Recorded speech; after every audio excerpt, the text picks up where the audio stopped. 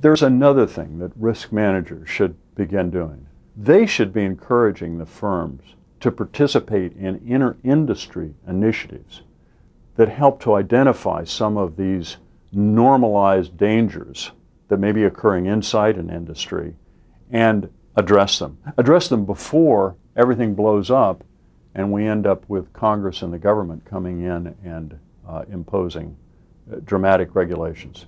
The hedge fund industry is a good example. The hedge fund industry is now going to be regulated more than it wants, but a lot of people were saying years ago that the hedge fund industry should get together itself and begin to set some internal standards.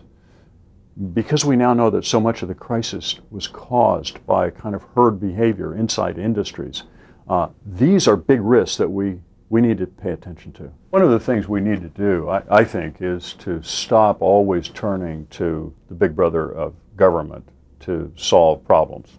Make no mistake, we needed government to help with the financial crisis of 2007, 2009.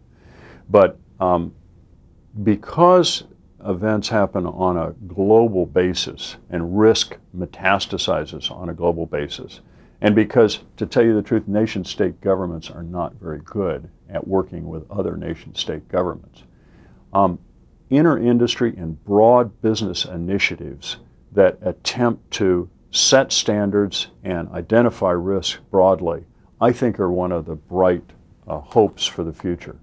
You might think, for example, of what's happened in accounting over the last decade as we've moved closer, both from the standpoint of governments, but also from the standpoint of the industry itself, to creating a common understanding about what needs to happen, whether it's Bangladesh or New York City.